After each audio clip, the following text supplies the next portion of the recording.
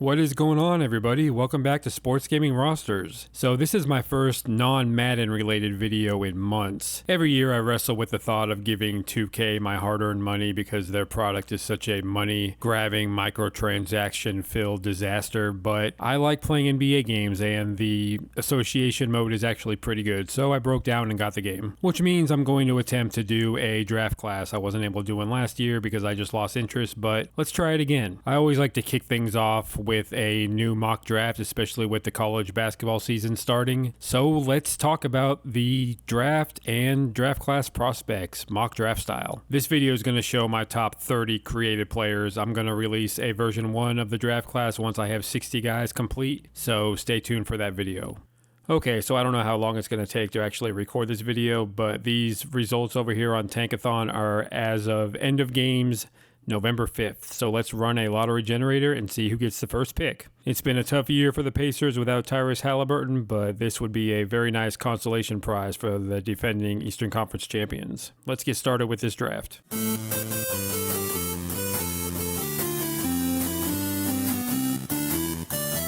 So AJ Dybantsa and Cameron Boozer, those are the two names that draft junkies have been hearing in the past few years, but Darren Peterson is right there with them. He had a monster senior season and has really killed all of the high school circuit workouts, games, things like that. A 3-level scorer, pretty much an ideal 2025 NBA lead guard, can score from all over the place, can pass the ball. I don't know if he would be redundant with Halliburton on the Pacers, but it seems like a good problem to have. It's super early, of course. Things can and will change, but right now I have Peterson at the top of my board. I think pretty much any team would draft him first overall. He can be that MVP type Shai Gilgeous-Alexander level scorer for your team.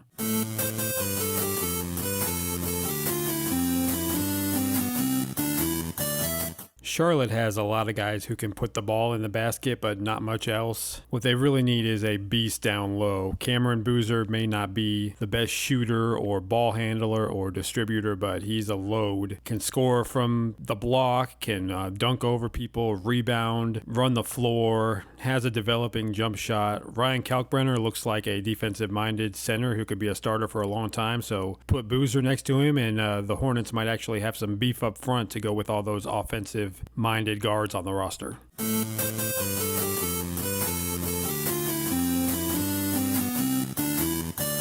AJ Dybantsa may be the most talked about high school player since LeBron James. That's really not even hyperbole. If you know anything about high school hoops, we've been hearing about him for years. There may be a little bit of prospect fatigue. He kind of plateaued as a senior, which isn't that uncommon for guys who are just that much more talented than everybody else and have kind of been drinking their own Kool-Aid for years. I still really like him as a prospect. There's not really much he can't do with the ball in his hands as far as being a scorer. The Utah Jazz, they drafted Ace Bailey. They've been trying to tank for years. They really don't have a lot to show for that. I think Dybantsa could be quite a draw there, especially since he played high school ball in Utah. He's playing college at BYU. So staying in Utah, he could be the next face of that franchise, even if he's not quite the mega superstar talent that everybody thought he was going to be.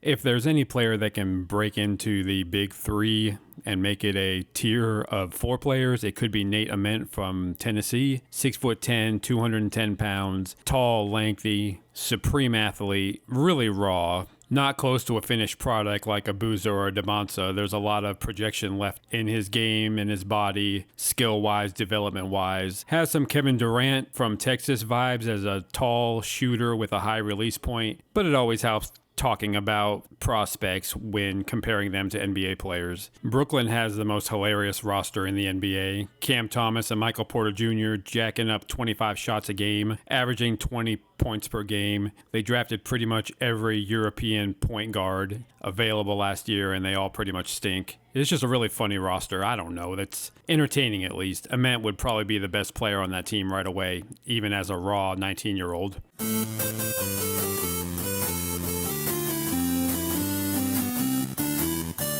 The Wizards have Alex Sarr, Kaishan George, and Trey Johnson. That's a pretty decent little trio to build around, but none of those guys scream multi-time all-star. This draft could be a great chance for them to land that alpha talent. Caleb Wilson, probably the best North Carolina prospect in quite a while. For a team as storied as the Tar Heels, they really don't generate a lot of NBA talent. Wilson, 6'10", can really run the floor, play defense, has a developing three-point shot, can handle the ball, kind of like an old Lamar Odom point forward type. Put him in the front court with Alex Sarr, and you have two tall, lanky, good shot blockers, solid offensive players. That's a nice foundation for the Wizards.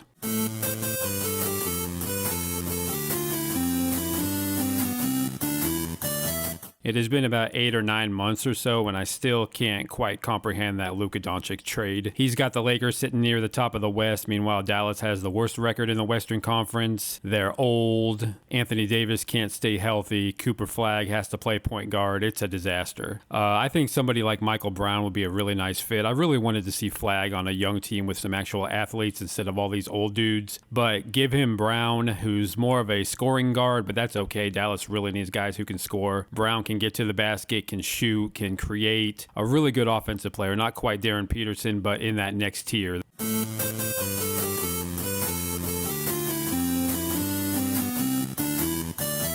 Baylor will never be Duke when it comes to recruiting, but they usually are good for one solid lottery player a year. Keontae George, Jacoby Walter, VJ Edgecombe, and now Tonde Yosofu, 6'5", 215 pounds, a rock-solid athlete, a really aggressive scorer, and has a chance to be a tremendous on-the-ball defender. Throw him in a Hawks lineup that already has the defensive ace Dyson Daniels, a lanky shooter Zachary Risache on the wing, and he would be a nice complement. And, of course, Joe Dumars traded this pick for Derek Queen in the teens last year, and it could end up being a top 3 pick because the Pelicans, once again, are terrible. I don't know how these GMs keep doing this thing in 2025, but here we are.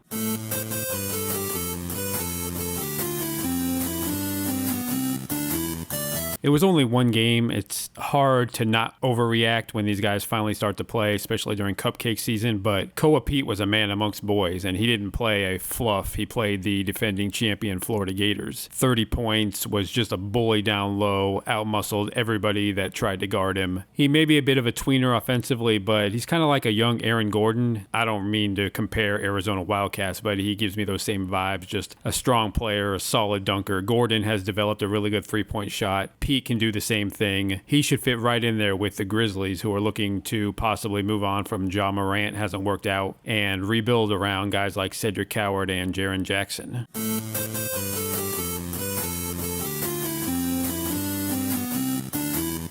With 2 picks in the top 10, Memphis may look to replace Ja Morant sooner rather than later. Darius Acuff Jr. may not be the athlete that Michael Brown or Darren Peterson is, but he's also a good scoring lead guard who can also get his teammates involved. John Calipari recruited guards are a bit hit or miss when it comes to NBA potential. For every De'Aaron Fox and Tyrese Maxey, you have a DeJuan Wagner Jr. or Boogie Fland. Acuff, bigger than Rob Dillingham, but kind of a similar prospect. A good scorer, but may have to work his way into the starting lineup. But with 2 first-round picks, Memphis can afford to take that gamble.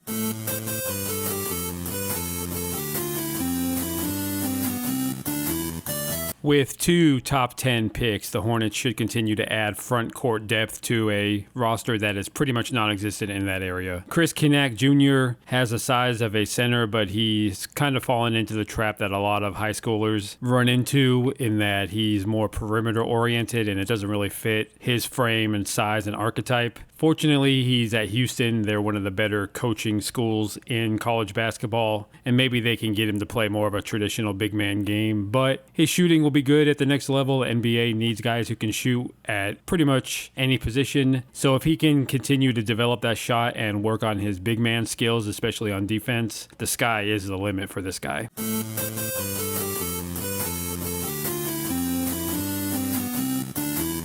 The Kings have a really strange roster construction. DeMar DeRozan, Zach LaVine, Domantas Sabonis, even Russell Westbrook. These guys all need the ball in their hands to be successful and productive, and not necessarily in a good way. So somebody like Braylon Mullins, who can be a spot-up shooter, also chip in defensively and on the break, could be a welcome addition to this roster. He's not a guy who needs the ball in his hands to create his own offense. He can pick and pop off of screens and things like that and knock down jump shots. Currently out with an injury for Connecticut, but guys who can shoot like him usually don't last very long on draft day.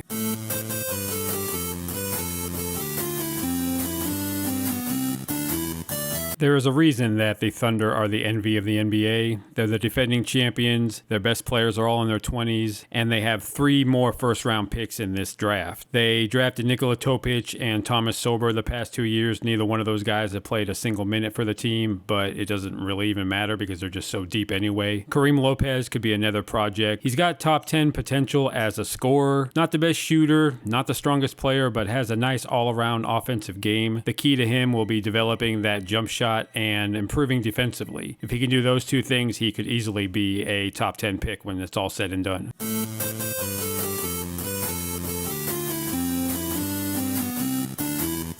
I usually am not a fan of a lottery team drafting for need, but Boston is a unique circumstance. Obviously, they're kind of punting this season without Jason Tatum, but they hope to be back in the finals next year. So drafting a young big man to put into a rotation that really doesn't have a lot of those guys would be a pretty good move here. Jaden Quaintance was too young to declare for the draft last year. Probably would have been a mid to late first round pick. The situation he was at in Arizona State was a mess. That was not a good team, but he showed a lot of potential as a rim-running offensive big man who can provide putbacks and catch lobs and things like that. But what he really shines is as a rebounder and a shot blocker. You can't teach that kind of size and those defensive instincts. He could be a really good defender. Currently out with an injury. That's always concerning for big men. Definite project. Still only 18, 19 years old as a sophomore. So there's a lot of potential here with this guy.